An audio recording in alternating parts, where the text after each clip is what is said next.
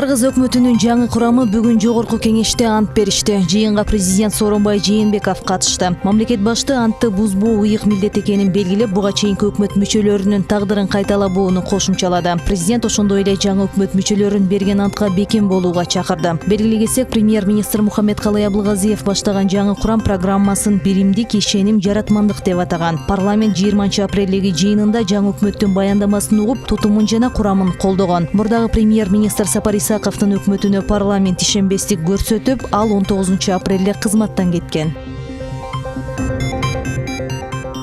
Бишкек шаарында катталган катуу шамалдын кесепеттери такталууда. Бул тууралуу Өзгөчө кырдаалдар министрлигинин басма сөз кызматынан кабарлашты. Маалыматка ылайык, кечээ 24-апрелде болгон катуу шамалдын ылдамдыгы 17-20 метрге жеткен. Шамалдан Жалгичи районунда жеңил унаанын үстүнө турак үйдүн чатыры түшүп, айдоочу жабыркаган эмес. Ошондой эле Жаш гвардия бульвары менен Фрунзе көчөлөрүнүн кесилишинде бак кулаган. Ал эми Талин кыска көчөсүндөгү турак үйүнүн 28 чарчы метр темир чатырын шамал учурган. Ала Мүдүн Кичи районунда кафелердин биринин жанынан бак кулап, бир эркек кишинин колун басып калган. Жабырлануучу медициналык тез жардам кызматынын унаасында ооруканага жеткирилген деп билдирет басма сөз кызматынан. Ошондой эле катуу шамалдан Панфилов, Бөкөнбаев, Тыныстанов, Пушкин, Москва, Коенгөзов, Махатма Ганди жана Фрунзе көчөлөрүнүн кесилишинде бактар кулаган. Шамалдан улам Борбордук аянттагы желек учуп түшүп, бир катар райондордо жарак өчкөн.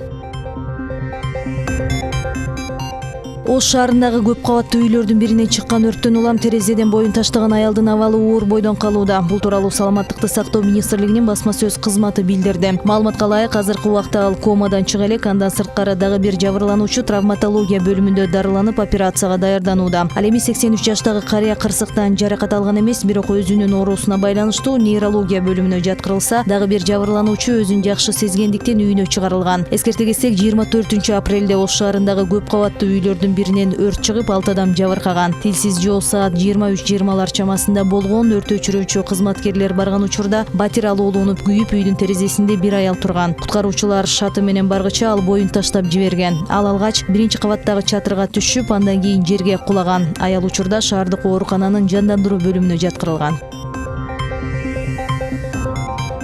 Ош шаардык ички иштер башкармалыгына каладагы кумарканаларды 3 күн ичинде жабуу тапшырылды. Ички иштер министринин биринчи орун басары Сүйүн Өмүрзаков 24-апрелде шаар милициясынын жаңы башчысы Мурат Бороновдун алдында ушундай милдет койгонун министрликтин басма сөз кызматы билдирди. Өмүрзаков тургундардан оюн клубтарына байланыштуу көп арыздар түшүп жатканын, айрымдар мүлкүн, ири акча каражаттарын уттуруп жиберген учурлар бар экенин белгилеп, Бороновго маселени жеке көзөмөлүнө алууну буйруду. Мурат Боронов мурда Ош облустук ички иштер башкармалыгын жетектеген. 23-апрелде шаар милициясына башчы болуп барган.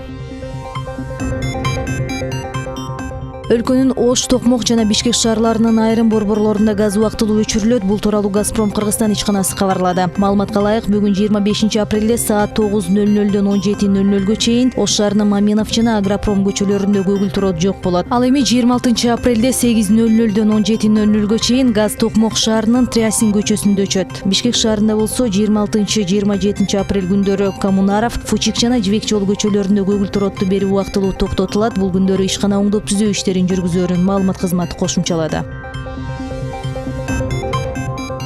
Архив жана иш кагаздарын жүргүзүү коомубузда өтө маанилүү. Анткени ал ар кандай мекеменин ишинин деңгээлинин күзгүсү болсо, жеке адамдардын тагдырына да байланыштуу. Ал эми өлкөдө бул багытта билим берүүчү 2 гана атайын орто окуу жайы болсо, анын бири Жалал Абад шаарындагы Маданият техникуму. Аталган окуу жайда архиви жок жер болбойт, тарыхы жок эл болбойт аталышындагы иш-чара өттү. Бул иш-чарага катышкан студенттер архивдештирүү багытында зарыл маалыматтарды алышып, аларга китеп көргөзмөсү уюштурулду жана окуу жайдын архиви боюнча слайдтар көрсөтүлдү. Ал эми окуу жайдын мугалимдери архив жана иш кагаздарын жүргүзүү адистерине талап күч болгондуктан, аларды ар кандай иш-чаралар аркылуу бул адистикке кызыктыруу зарыл деп эсептешет. Белгилегесек, Жалал Абад Маданият техникумунда архив ишин жүргүзүү адистиги 1994-1995 окуу жылында ачылган. Азыр аталган окуу жайда жалпы 147 студент билим алууда.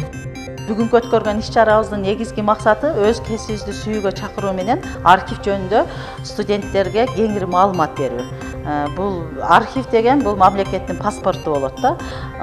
Мамлекеттин мисалы чек араларын, кандай улуттар жашайт, ошолорду архивдик материалдарга таянып гана биз архивде мөрү басылган документтерди далил болуп бере алат. Биздин окуу жай архив иш жүргүзүү кызматкерлерин даярдап чыгып, түштүк регионду тейлеп атышат да, баардык кызматкерлерибиз иштейт. Эгерде бул областтык деңгээлден республиканский деңгээлге чейин чыга турган болсо, биз башка жактындагы архивисттер менен байланышып, архивдин ишин мындан дагы жогорку деңгээлде өткөрүүгө жана ошолор менен тыгыз байланышта болууга аракет кылмакпыз.